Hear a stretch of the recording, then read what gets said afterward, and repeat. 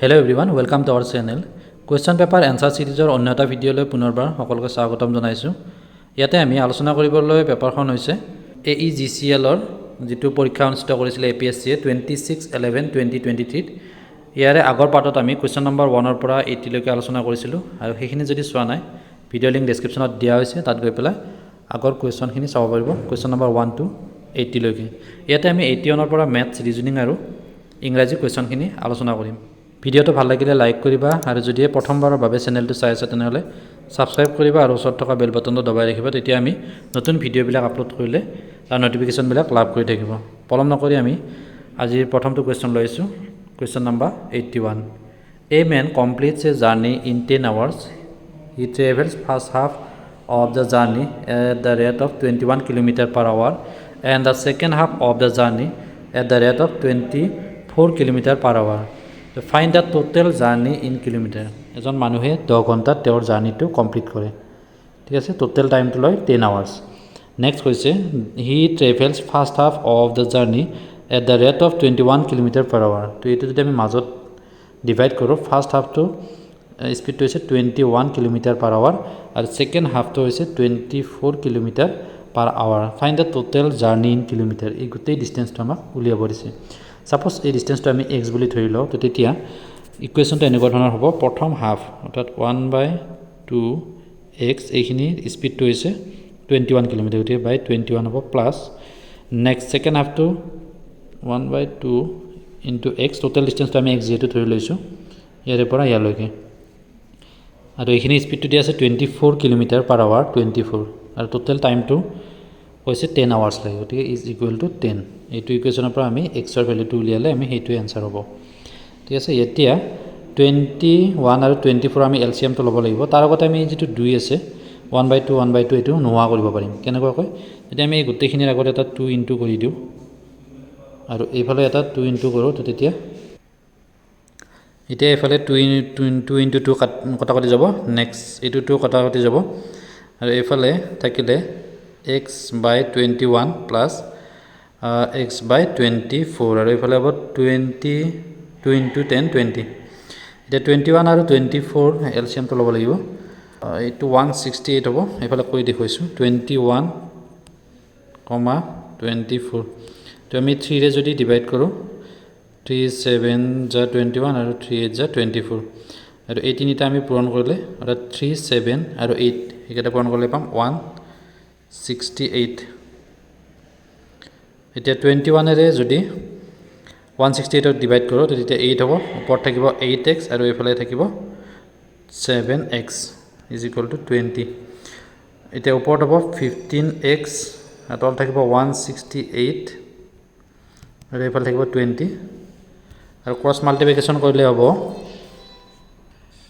এতিয়া যদি আমি x টো এইফালে ৰাখো তো তেতিয়া 15 টো যাব তলত ওপৰত হ'ব 20 into 168 আৰু তলত হ'ব 15 তে এইখিনি কটাকটি কৰিলে হ'ল 5 ৰে 5 3 যা 15 5 4 যা 20 3 ৰে 3 5 যা 15 1 থাকিলে 18 হ'ব 3 6 যা 18 এতিয়া 56 into 4 কৰিলে 224 হ'ব आंसर 224 কিলোমিটাৰ টোটাল ডিসটেন্স অৰ্থাৎ অপচন বি টো হ'ব কাৰেক্ট आंसर।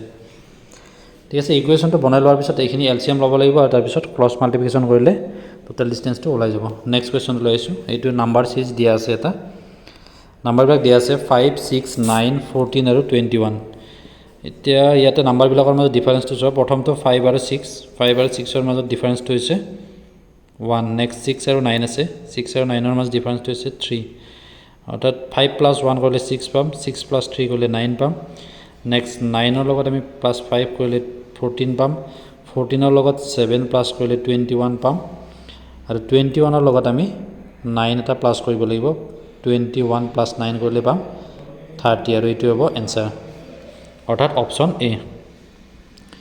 ইয়াতে প্ৰথমতে 1 প্লাস হৈছে নেক্সট 3 1 3 5 7 9 তেনেকুৱাকৈ প্লাস হৈ গৈ আছে সিৰিজটোত গতিকে অপচন এইটো হ'ব কাৰেক্ট आंसर। নেক্সট কোৱেশ্চনটো লৈছো question number 83 find the missing number in the following series. তো ইয়াতে কিছুমান নাম্বাৰ দিয়া আছে সিৰিজটোৰ শেষৰ যেটো কোৱেশ্চন মাৰ্ক দিয়া আছে ইয়াতে কি হ'ব বাছি উলিয়াবলৈ প্ৰথমটো দিয়া আছে 2 2ৰ পৰা 8 হৈছে 8ৰ পৰা 18 হৈছে কেনেকুৱাকৈ হৈছে এইটো 2 যদি আমি স্কয়াৰ কৰোঁ 2 স্কয়াৰ ইনটু 2 তেতিয়া হ'ব 4 ইনটু 2 অৰ্থাৎ 8 হৈ গ'ল নেক্সট যদি আমি 3 স্কয়াৰ ইনটু 2 কৰোঁ অৰ্থাৎ 3 স্কয়াৰ কৰিলে হ'ব 9 9 ইনটু 2 অৰ্থাৎ 18 নেক্সট 4 স্কয়াৰ ইনটু 2 কৰিলে পাম 16 ইনটু 2 অৰ্থাৎ 32 কৰি দেখুৱাইছোঁ অকণমান দীঘল হ'লেও তেতিয়া বুজাত যাতে সুবিধা হয় নেক্সট হ'ব 5 স্কয়াৰ অৰ্থাৎ 25 ইনটু 2 25 ইনটু 2 50 অৰ্থাৎ 52 হ'ব কাৰেক্ট এনসাৰ অপশ্যন সি প্ৰথমতে 2 8 18 32 50 অপশ্যন সি হ'ব কাৰেক্ট এনসাৰ বুজি পাইছে নিশ্চয় যদি বুজাত সুবিধা হৈছে কমেন্ট বক্সত কমেন্ট কৰিব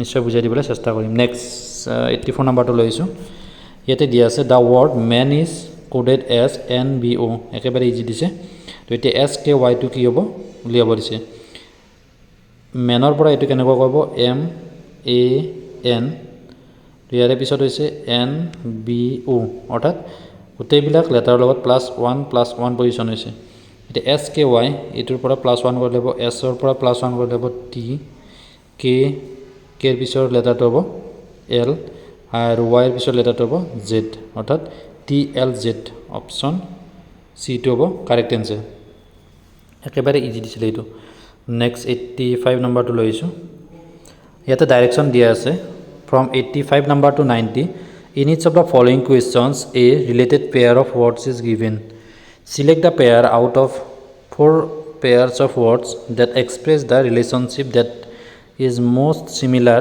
to that of the given pair ইয়াতে এটা পেয়াৰ দিয়া আছে আৰু তলত চাৰিটা পেয়াৰ দিয়া আছে ইয়াৰে most similar কোনটো মিল আছে সেইটো বাছি উলিয়াব দিছে তো প্ৰথমটো দিয়া আছে scissors cloth অৰ্থাৎ কেঁচিৰে কাপোৰ কটা হয় সিলাই কৰোঁতে কাটে তেনেকুৱা গতিকে ইয়াতে কোনটো কম্বিনেশ্যন কাৰেক্ট হ'ব প্ৰথমটো দিয়া আছে এক্স উড অৰ্থাৎ কুঠাৰেৰে উড বা খৰি কাঠ কটা হয় এইটো হ'ব correct answer option A next 86 নম্বৰটো দিয়া আছে কাৰ্ডিঅলজি দ্য ষ্টাডি অফ হাৰ্টৰ ষ্টাডি কাৰ্ডিঅলজি বুলি কোৱা হয় ঠিক তেনেকুৱাকৈ ইয়াতে দিয়া আছে জুলজি এনিমেল সায়েন্স ইনসেক্ট এক্স কেট নান অফ দ্য এবভ তো জুলজি আৰু বোটানি এইটো বায়োলজি দুটা পাৰ্ট হয় তো জুলজিত এনিমেল অৰ্থাৎ জীৱৰ বিষয়ে অধ্যয়ন কৰা হয় আৰু বোটানিত প্লান্টছ বা উদ্ভিদৰ বিষয়ে অধ্যয়ন কৰা হয় গতিকে ইয়াতে জুলজি এনিমেল এইটো কাৰেক্ট আনসাৰ হ'ব অপশ্যন এ নেক্সটটো দিয়া আছে ডক্টৰ হস্পিটেল তো ডক্টৰে হস্পিটেলত কাম কৰে তেনেকুৱা বা প্ৰফেশ্যনটো হস্পিটেলত হয় ঠিক তেনেকুৱা ইয়াতে দিয়া আছে sports fan stadium cow farm professor college এইটো হ'ব correct answer option C professor college next 88 number bird next চৰাই বাহ সাজে তো তেনেকুৱাকৈ ডগ হাউচ স্কুৱেৰেল ট্ৰী এইটো কাৰেক্ট আনসাৰ হ'ব option B squirrel tree next এইকেইটা ভুল আছে ইয়াৰে পিছৰ কুৱেশ্যনটো লৈছোঁ কুৱেশ্যন নম্বৰ 89 টেইলৰ চুইট ঠিক তেনেকুৱাকৈ ইয়াতে স্কিম দিয়া আছে agent edit manuscript revise writer architect building option D টো হ'ব কাৰেক্ট এনসাৰ আৰ্কিটেক্টে বিল্ডিঙৰ ডিজাইন কৰে যেনেকৈ টেইলৰে চুইট চিলাই তেনেকুৱা ধৰণৰ গতিকে অপশ্যন ডি টো হ'ব ইয়াতে 89 নম্বৰৰ কাৰেক্ট এনসাৰ নেক্সট 90 নম্বৰটো লৈছোঁ egg omelette dam river student classroom clay pottery option C টো হ'ব কাৰেক্ট এনসাৰ আৰু শেষতো দিয়া আছে অনিয়ন চালাড ইয়াতে অপশ্যন চি টো হ'ব কাৰেক্ট এনসাৰ নেক্সট ডাইৰেকশ্যন দিয়া আছে 91 and 92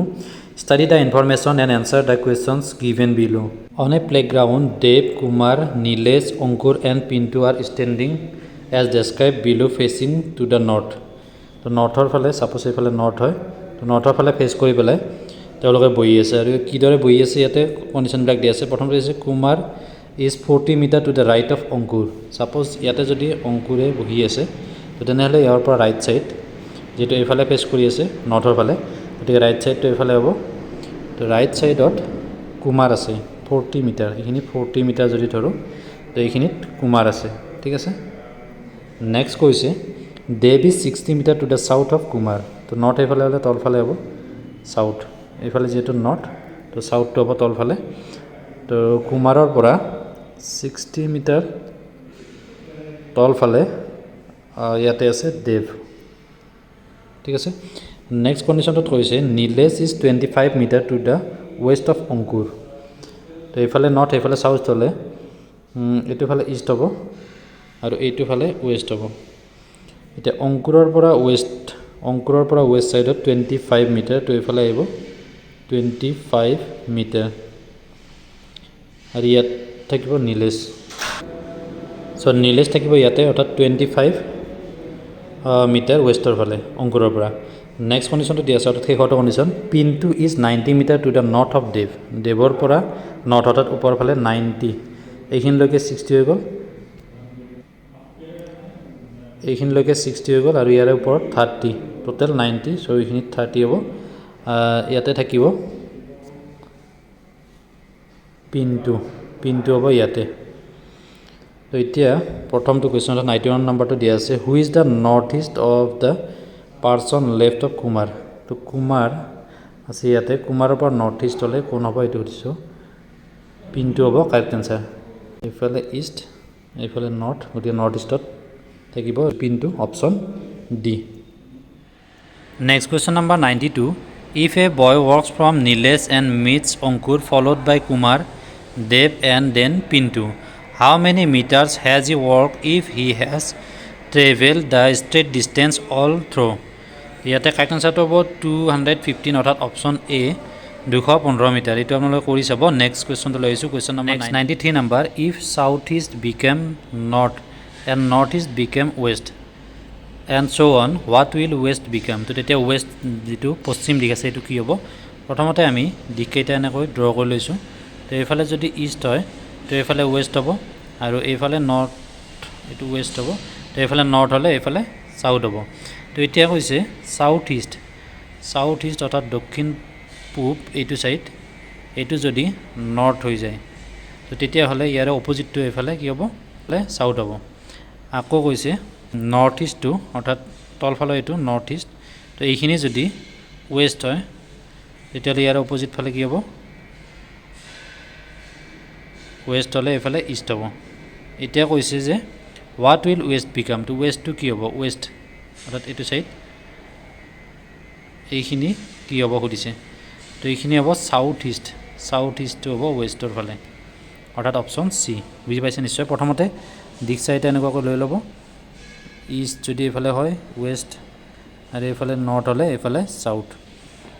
নেক্সট কণ্ডিশ্যনটো হৈছে চাউথ ইষ্ট, অৰ্থাৎ চাউথ ইষ্ট এইটো ছাইড, তো এইটো ছাইড যদি নৰ্থ আৰু নৰ্থ ইষ্ট এইটো ছাইড যদি ৱেষ্ট হয় তো তেতিয়াহ'লে এই ৱেষ্টটো কি হ'ব সুধিছে। এইফালে ৱেষ্ট হয়, ৱেষ্টৰ অপজিটটো হ'ব ইষ্ট আৰু নৰ্থৰ অপজিটটো হ'ব চাউথ। গতিকে এই যিটো ৱেষ্ট আছে এইটো হৈ যাব চাউথ ইষ্ট। বুজি পাইছে নিশ্চয়। যদিও বুজাত অসুবিধা পাইছে তেনেহ'লে কমেণ্ট বক্সত কমেণ্ট কৰিব। নেক্সট 94 নম্বৰটো লৈ আহিছোঁ। ইয়াতে ডাইৰেকশ্যনৰ এটা প্ৰব্লেম দিয়া আছে, Ashish went 15 kilometre to the west from his house. Suppose ইয়াতে আশিষৰ ঘৰ হয় ইয়াৰ পৰা, এইফালে যদি আমি ৱেষ্ট ধৰোঁ, ছাপ'জ এইফালে ৱেষ্ট, তেতিয়া এইফালে হ'ব ইষ্ট আৰু তলফালে নৰ্থ হ'ব আৰু ওপৰফালে হ'ব চাউথ। এতিয়া ইয়াৰে পৰাই ৱেষ্টৰ ফালে তেওঁ কৈছে 15 কিলোমিটাৰ, ছাপ'জ ইয়ালৈকে আহিছে। এতিয়া কৈছে যে ৱেষ্টৰ পৰা দেন হি টাৰ্ণ লেফ্ট হ'লে এতিয়া ওপৰ ফালে হ'ব, যিহেতু এইফালে ফেচ কৰি আছে। তো ওপৰ ফালে তেওঁ যাব 20 কিলোমিটাৰ, ছাপ'জ এইখিনি 20 কিলোমিটাৰ গ'ল, আহি এইটো পজিশ্যন পালে। এতিয়া আকৌ কৈছে হি ৱৰ্ক 15 কিলোমিটাৰ টাৰ্ণ ইষ্ট হ'লে এতিয়া এইটো ফালে যাব, যিহেতু ইষ্টটো এইফালে হয়, তো এইফালে আহিব তেওঁ 25 হ'লে ইয়াৰে পৰা ইয়ালৈকে 20 আহি গ'ল, তো এইখিনি 5, ছাপ'জ এইখিনি 25 কিলোমিটাৰ। দেন হি টাৰ্ণ ইষ্টৰ ফালে আহি গ'ল and work 25 kilometre. Finally he turn left and cover 20 kilometre. আকৌ লেফ্ট হ'লে এতিয়া তলফালে আহিব 20, যিহেতু এইফালে এইখিনি 20 আছিলে, 20 হ'লে এইখিনিলৈকে আহিব, এইখিনি 20। এতিয়া কৈছে হাউ ফাৰ is he from his house, তো ঘৰৰ পৰা কিমান দূৰত আছে। ইয়াৰ পৰা ইয়ালৈকে এইখিনি হৈছে 15 কিলোমিটাৰ, তো এইফালে এইখিনিত হ'ব 10 কিলোমিটাৰ। চ' এইখিনি 5 নহয় 10 হ'ব, এইখিনি 10 কিলোমিটাৰ। চ' অপশ্যন ডিটো হ'ব correct answer. Next question number 95, A is to the southeast of C, B is to the east of C and northeast of A. Next condition দিয়া আছে if D is to the north of A and northwest of B, in which direction of C is D located. তো এইটো আমি ডাইৰেকশ্যনখিনি উলিয়ালে এনসাৰটো পাম option C north east. Next 96 number কুৱেশ্যনটো লৈ আহিছোঁ A B C D are playing cards. A and B are partners. A B C D চাৰিওৱে খেলা খেলি আছে A আৰু B partners, গতিকে A যদি এফালে থাকে তো B এফালে থাকিব। নেক্সট হৈছে D faces towards north, তো এফালে যদি নৰ্থ ধৰোঁ তো D টো এফালে থাকিব, এইটো নৰ্থ দিশ যদি ধৰোঁ তো তেতিয়া কৈছে যে A faces towards west, তো ৱেষ্টৰ ফালে অৰ্থাৎ এইফালে হ'ব ৱেষ্ট আৰু বি এ ফেচ কৰি থাকিব এইফালে যদি ৱেষ্ট হয় অপজিট ছাইডত অৰ্থাৎ ইষ্ট হ'ব এইটো ছাইডত, এইফালে নৰ্থ হ'লে এইফালে চাউথ হ'ব। তো এতিয়া সুধিছে যে হু ফেচেছ টুৱাৰ্ড চাউথ, চাউথৰ ফালে কোনে ফেচ কৰি আছে, তো ইয়াতে আনচাৰটো হ'ব চি এ অৰ্থাৎ অপশ্যন এ 96 নম্বৰ এইটো হ'ব কাৰেক্ট আনচাৰ, চি চাউথৰ ফালে ফেচ কৰি আছে। নেক্সট কুৱেশ্যন লৈছোঁ 97 number arrange the words given below in a meaningful sequence and then find the correct answer from the alternatives. ইয়াতে পাঁচটা ৱৰ্ড দিয়া আছে আৰু এটা সিকুৱেন্সত সজাব দিছে। ইয়াতে প্ৰথমতে আহিব পপুলেশ্যন, পপুলেশ্যন শব্দটো আহিব অৰ্থাৎ টুটো আহিব পপুলেশ্যন। নেক্সট আহিব আনএমপ্লয়মেণ্ট, ইয়াৰে পিছত আহিব পভাৰ্টি আৰু ডিজিজ ডেথ, ডিজিজ ডেথটো শেষত আহিব অৰ্থাৎ অপশ্যন চিটো হ'ব কাৰেক্ট এনচাৰ। এইটো আমি এটা মিনিংফুল সিকুৱেন্সত সজালে অপশ্যন চি টো পাম কাৰেক্ট আনচাৰ 2 4 1 5 3। নেক্সট 98 নম্বৰ কুৱেশ্যনটো লৈ আহিছোঁ। ইয়াতো কেইটামান ৱৰ্ড দিয়া আছে, পাঁচটা ৱৰ্ড দিয়া আছে, এইটো মিনিংফুল সিকুৱেন্সত সজাব দিছে। প্ৰথমতে দিয়া আছে প্ৰেজেণ্টেশ্যন, ৰিকমেণ্ডেশ্যন, এৰাইভেল, ডিছকাশ্যন আৰু ইন্ট্ৰডাকশ্যন। ইয়াতে কাৰেক্ট সিকুৱেন্সত আহিলে প্ৰথমতে হ'ব এৰাইভেল উপস্থিত হ'ব, তাৰপিছতে ইন্ট্ৰডাকশ্যনটো হ'ব 5টো আহিব, নেক্সট প্ৰেজেণ্টেশ্যন হ'ব, ইয়াৰে পিছত ডিছকাশ্যন হ'ব আৰু শেষত হ'ব ৰিকমেণ্ডেশ্যন অৰ্থাৎ অপশ্যন নম্বৰ এইটো হ'ব কাৰেক্ট এনচাৰ অপশ্যন এ 98 নম্বৰটো। নেক্সট 99 নম্বৰটো লৈ আহিছোঁ choose the word which is different from the rest, বাইকেইটাৰ পৰা ডিফাৰেণ্ট শব্দটো বাছি ল'ব দিছে। অপশ্যনবিলাক দিয়া আছে ঋগবেদ, যজুৰ্বেদ, তাৰপিছতে সামবেদ আৰু আয়ুৰ্বেদা। ঋগবেদ, যজুৰ্বেদ, অথৰ্ববেদ আৰু সামবেদ, তো ইয়াতে কাৰেক্ট এনচাৰটো হ'ব option C Atharvaveda, branch of medicine, এইটো মেডিচিনৰ লগত ৰিলেটেড হয়। চ' অপশ্যন চিটো হ'ব ইয়াতে ডিফাৰেণ্ট ফ্ৰম দ্য ৰেষ্ট, বাকীখন বেদৰ পৰা এইটো ডিফাৰেণ্ট হ'ব। Next question number 100 select the figure from amongst the 4 alternatives which when placed in the blank the space of figure X should complete the pattern. তো X পেটাৰ্ণত থকা এই যিটো কুৱেশ্যন মাৰ্ক আছে ইয়াতে কোনটো ইয়াৰ পৰা কাৰেক্ট এনচাৰ হ'ব বাছি উলিয়াব লাগে।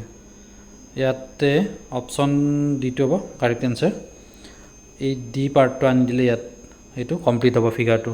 ঠিক আছে, ইয়াতে আমি কুৱেশ্যন নম্বৰ 81 to 100লৈকে শেষৰ কুৱেশ্যনখিনি আলোচনা কৰিলোঁ। ভিডিঅ'টো ভালকৈ লাইক কৰিবা আৰু যদি প্ৰথমবাৰৰ বাবে চেনেলটো চাইছে তেনেহ'লে ছাবস্ক্ৰাইব কৰিবা আৰু ওচৰত থকা বেল বটনটো দবাই ৰাখিবলৈ নাপাহৰিবা। ধন্যবাদ।